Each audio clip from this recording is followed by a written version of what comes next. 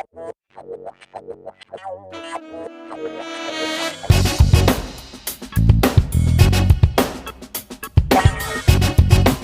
bienvenue de la chaîne Mathématiques Sciences. Aujourd'hui je vais présenter et expliquer une nouvelle vidéo, qui est une vidéo donc d'exercice en mathématiques, dans laquelle tout simplement ici nous allons voir rapidement quand même comment reconnaître donc le patron d'un solide tel que justement le prisme droit ou encore la pyramide. Ok, parce que oui, bien évidemment on peut vous proposer un jour divers solides et devoir reconnaître le patron. Ok, donc je vous laisse mettre la vidéo en pause pour relier chaque solide au bon patron.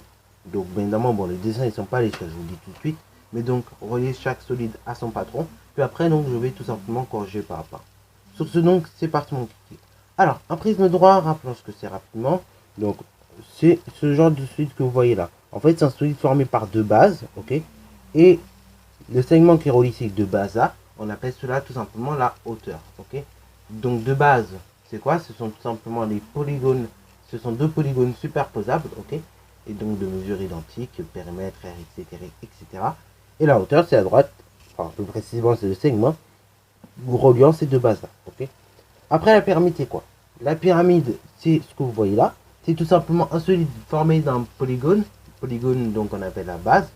Et donc, après les autres faces, qu'on appelle les faces latérales, qui vont englober la pyramide, seront des triangles. Et ces triangles-là vont se joindre, en fait, tous en un seul sommet, qu'on appelle le sommet principal. J'en avais déjà un petit peu parlé de la vidéo sur le vocabulaire des solides, ok, donc la vidéo d'exercice. Et donc là, tout ça, tous ces arêtes là vont se rejoindre en un seul point que le sommet principal. D'ailleurs, petite précision aussi, je n'ai pas précisé pour le cas d'un prisme droit, donc ce qui va recouvrir donc les deux bases, ok, et qui va former le solide qui est le prisme droit. Ce sont donc les faces latérales, et ces faces latérales dans ce cas là ce sera toujours des rectangles, ok, donc ici, ici et ici vous en avez trois, et ben vous avez des rectangles, ok. Donc en fin de compte il faut retrouver le bon solide, ok, il faut retrouver qui va avec qui. Donc là d'un patron on doit avoir quoi? Ben, on va voir déjà d'un patron on doit avoir seulement deux triangles et non donc quatre, donc par élimination le 1 va avec le B, de 2 également. Bon, éventuellement, il faut repérer qu'il n'y a que 3 rectangles. Donc là, effectivement, on n'a que 3 rectangles, donc c'est bon. Après, du coup, par élimination également, le 2 va avec le A.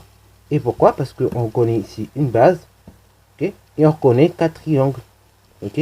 Alors, dans le cas d'une pyramide régulière, ces 4 triangles sont soit isocèles, voire équilatéraux. Et dans le cas d'une pyramide classique, les triangles peuvent être quelconques, ok. Voilà. Et dans le cas d'une pyramide régulière également, la base en général est un polygone régulier, tel que carré, ou même encore par exemple, je sais pas moi, un pentagone régulier, donc qui a ses côtés de même mesure, ok.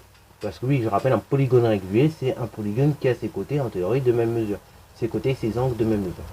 Donc le rectangle, bon, on ne pourra pas trop placer dans les polygones réguliers non plus. Voilà. Mais en revanche, le carré, donc voilà, c'est la fin de cette petite vidéo, assez rapide quand même. J'espère qu'elle t'aura plu. N'hésite d'ailleurs pas à la liker, à commenter, et bonne reste à toi en mathématiques et en sciences.